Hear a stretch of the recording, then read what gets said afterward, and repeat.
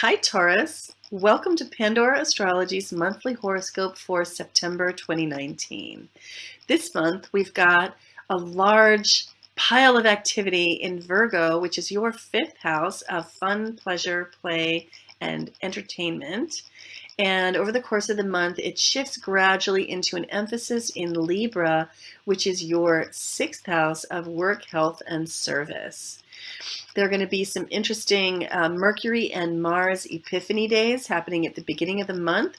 Also, a harvest moon in Pisces on the 13th. And towards the end of the month, with that shift into Libra, Venus and Mercury are going to be hanging out there in your sixth house. And then also a new moon in Libra will happen there.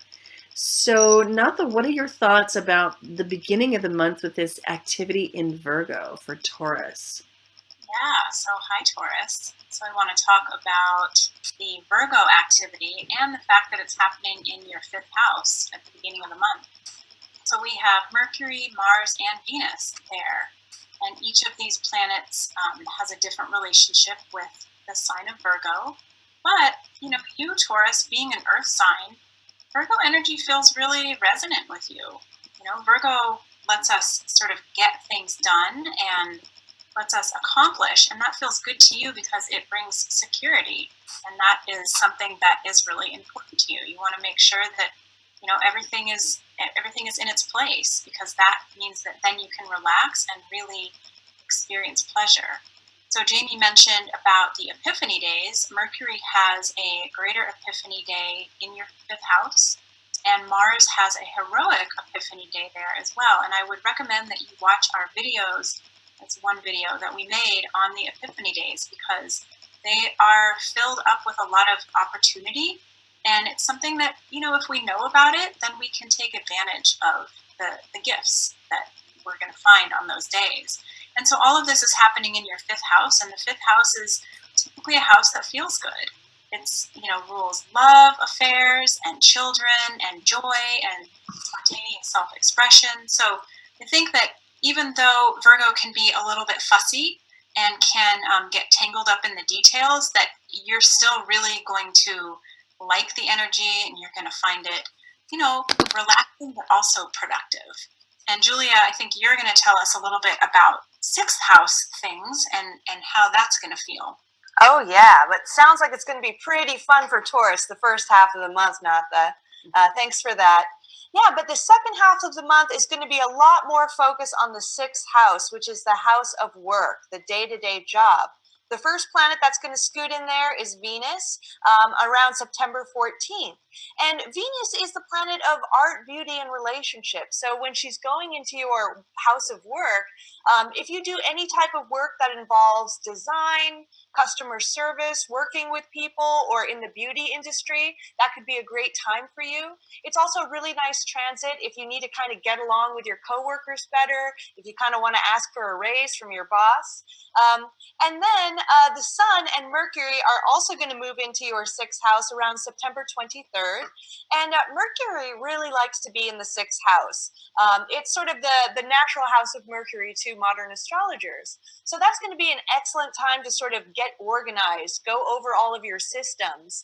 Though it is in the sign of Libra, and the lower manifestation of Libra can be perfectionism. So try not to be too perfectionistic about, getting yourself all tidied up and organized. And then finally, a new moon is going to occur in the sixth house on the 28th. New moons can really be initiatory. They can be the starts of new things. So you could be embarking on a whole new enterprise just at work. Jamie, what do you think now?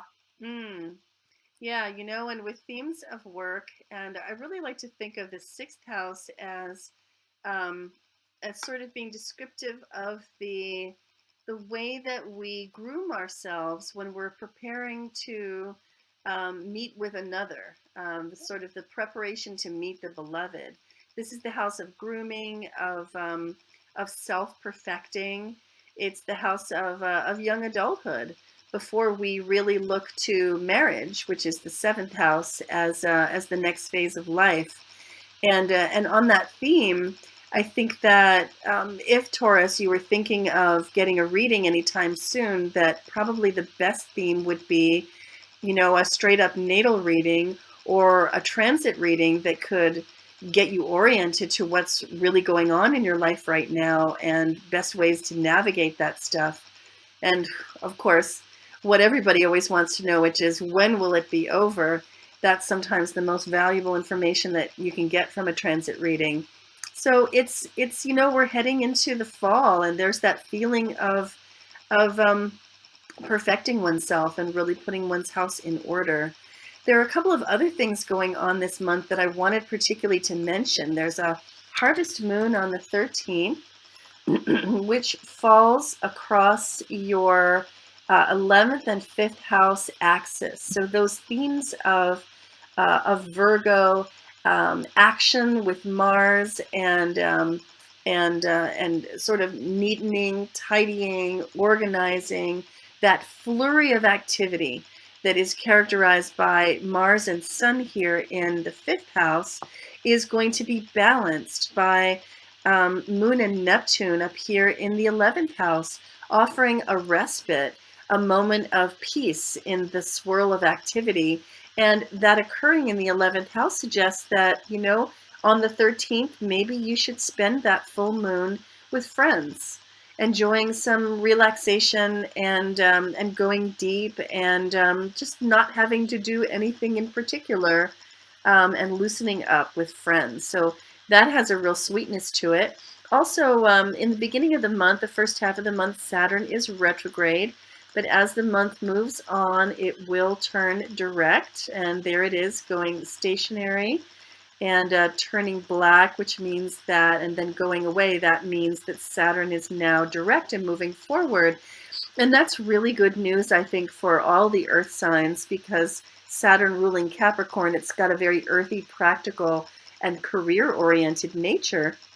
And being retrograde as it has been for the last several months, I think that the voice of the inner judge has been really loud in all of our ears, telling us what we need to fix up and improve and work on, and where our goals really are and where our integrity lies.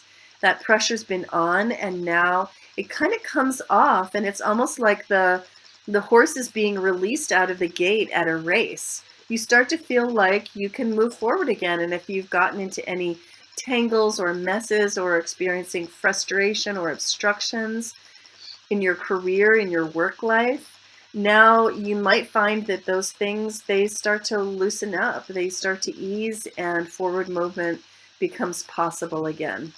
So I think that's a pretty good feeling, and it's an expanding feeling, which is appropriate for its 9th house placement here. So some pretty nice stuff is going on there for you this month, Taurus. And wanted to let you know that we're putting out these horoscopes every month now. You can always find them in two places. One is at pandoraastrology.com/horoscope, or we will be putting them into a playlist altogether, aggregated in YouTube. So you can find that there too. And you can always find our news videos on our monthly forecast page at pandoraastrology.com as well. Really great talking with you, Taurus. I hope you enjoyed it. And we'll see you next month. And in the meantime, have fun zooming around the cosmos. Bye. Bye-bye.